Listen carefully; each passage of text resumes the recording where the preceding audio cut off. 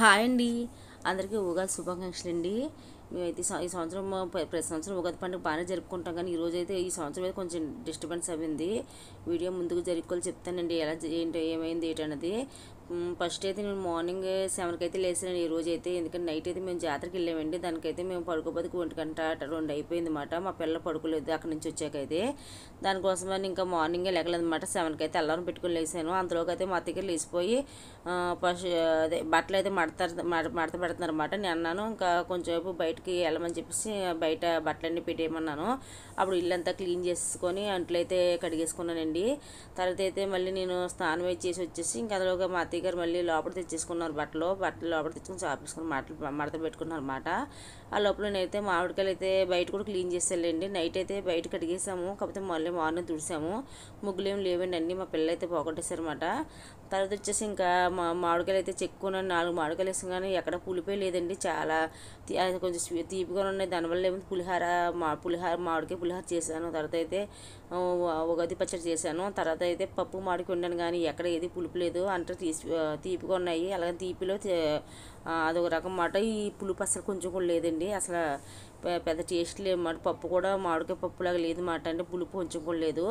ఉగాది పచ్చడి అయితే పర్లేదు ఓకే. ఇంకా పులిహోరకి అయితే పులుపు లేదని చెప్పి మళ్ళీ వేరేకాయ కోసి వేసాను, కానీ అసలు అది అప్పుడు కూడా పెద్ద లైట్గా పులుపు వచ్చిందంటే ఎక్కువ మామిడికాయ వేయడం వల్ల అయితే అండి. ఇంక ఇలా మామిడికాయలు తొక్కలు చెక్కేసుకున్నాను అనమాట. చెక్కేసుకుంటే ఈ రోజు ఏంటో కానీ దరిద్రం లేచిన వేళ విశేషం ఏంటో కానీ అసలు బాగాలేదండి నాకైతే. ఉగాది రోజు అయితే చాలామంది అంటారు ఉగాది రోజు మనకి ఏమన్నా అదే పండగ రోజు ఎందుకో తిట్లు తిన్నాం అని అనిపిస్తుంది, అదే ఏమంటుంది కదా, అలాగేమన్నా అనిపించింది నాకు. కానీ నిజంగా ఈరోజు అయితే నాకు మార్నింగ్ లేచి లేకగానే ఇదైతే పులిహోర కోసం రెడీ చేసుకుంటున్నానండి. పులిహోరకి అయితే మామిడికాయలు మా అత్తగారు చెప్పారు ఇలా చేయమని. పచ్చిమిర్చి తర్వాత అయితే మిరియాలు కలిపి మిక్సీ కొట్టేసి అన్నంలో కలిపేయమన్నారు అన్నమాట. తర్వాత పోపు వేయమన్నారు అన్నమాట. ఇదైతేనండి ఉగాది పచ్చడి కోసం రెడీ చేస్తానమాట. చింతపండు పులుసు అయితే కనుకండి.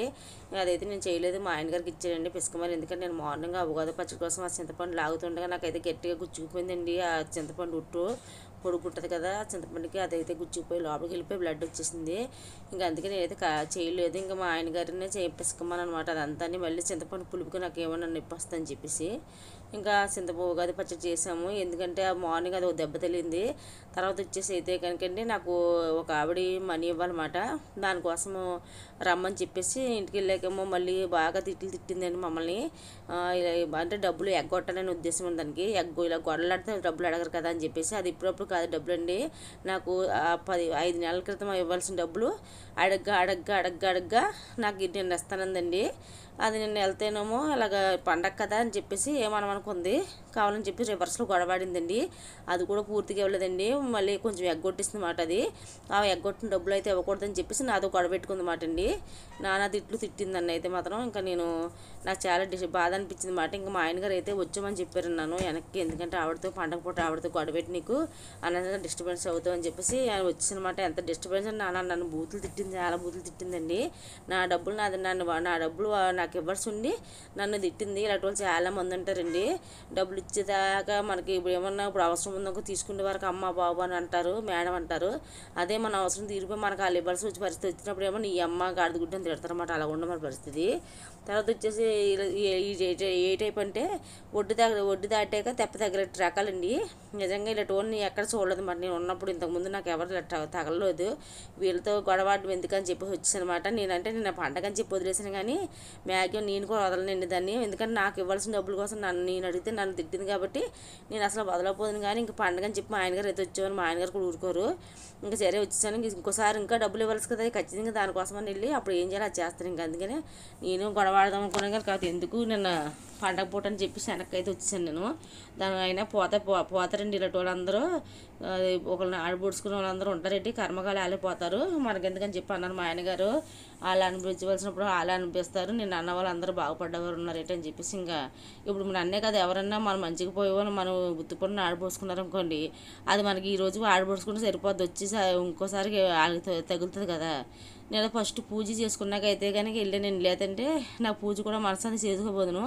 ఫస్ట్ అయితే ఇంట్లో పూజ చేసుకున్నాకే పప్పు ఉంటుంది, అప్పుడు రమ్మన్నానని వెళ్తే అప్పుడు వెళ్ళాను. ఆ తర్వాత అయితే ఇంకా ఈ పడుకున్న వద్దరు కూడా పట్టలేదు. ఈవినింగ్ అయితే కొంచెం రెస్ట్ తీసుకొని లేచిపోయి రెడీ అయ్యి ఇంట్లో పూజ చేసుకుని మళ్ళీ అండి మనసాదిగా చేసుకున్న తర్వాత అయితే వినాయకుడు టెంపుల్కి వెళ్ళాను. తర్వాత వచ్చేసి వెంకటేశ్వర టెంపుల్కి వెళ్ళాను. ఇక్కడైతే కోలాటం అయితే ఆడుతున్నారండి, కొంచెంసేపు అక్కడ నుంచి చూసామాట. ఇది మా ఇంటి దగ్గరలోనే వెంకటేశ్వర టెంపుల్ అండి, చాలా బాగుంది, రష్గా ఉందండి. ఆ రోజైతే జనాలు ఎక్కువ మంది అన్నారు కాదు కాబట్టి అండి. డ్యాన్స్ ప్రోగ్రామ్ ఇది ఈ కోలాటం కూడా చాలా బాగా వేశారు. మా హద్వితలు కూడా డ్యాన్స్ చేస్తుంది వాళ్ళతో పాటు. కింద దింపితే 8 పైన ఎంగలో ఉండి వేస్తుందన్నమాట. ఇక్కడ చూసారు అంత లైన్ ఉందో, చాలా లైన్ అయితే ఉందండి, పొడుగ్గానే లైన్ ఉంది, పొడుగ్గా లైన్ ఉంది చూసారా. నేనైతే ఇక్కడ నుంచేలేక మా హద్వితలు ఏడుస్తుంది, లోపలికి వెళ్ళిపోయి లోపలైతే కూర్చున్నానండి హద్విని పెట్టుకొని ఫ్యాన్ దగ్గర. టెంపుల్ అయితే చాలా రష్గానే ఉందండి. ఇంకా అదే కొంచెం కూర్చుంటే అలా మాకు చివరికి దేవుడు గుడి దగ్గరికి వెళ్ళి లైన్ గద్దె దగ్గరికి వెళ్ళేటప్పటికైతే మేము లైన్లో కలిసామన్నమాట. కలిసి దేవుని కూడా ప్రశాంతంగా పెట్టుకున్నాను. కానీ నాకు అలా అన్నంత మాత్రం నేను చిన్నపోను కదా, నాకైతే 2-3 అలాగే చెప్పారు, నువ్వు అన్నంత మాత్రం నువ్వేం తక్కువ కావు కదా, ఎందుకు బాధపడడం అన్నారు. నాకైతే ఇక్కడ వాళ్ళు మనం ఏమైనా తప్పు చేస్తాం, మనం ఎవరిదని తింటే మనం బాధపడా, అది ఎన్ని తిట్లన్నా దానికే తగులుతుంది. ఎందుకంటే అవన్నీ అదే చేసింది కాబట్టి, అదే మోసాలు చేసి బతుకుతుంది తప్ప మేము ఎప్పుడో ఒకరు దగ్గర మోసం చేసి బతకలేదు కాబట్టి మనకి ఏం తగలవు. ఆ తర్వాత కొంచెంసేపు ఇక్కడైతే కూర్చొని ఇంటికైతే వచ్చేసామండి. ఇలా కొన్ని పిక్స్ తీసుకున్నాము. ఓకే ఫ్రెండ్స్, నేను పెట్టి విషయం ఎత్తలేదు, ఒక లైక్ ఇవ్వండి, నా ఛానల్ అయితే సబ్స్క్రైబ్ చేసుకుని సపోర్ట్ చేయండి. పక్కన బెల్ గంట టచ్ చేయండి, నేను పెట్టిన ప్రతి వీడియో నోటిఫికేషన్ వస్తుంది. ఓకే ఫ్రెండ్స్, సపోర్ట్ చేయండి.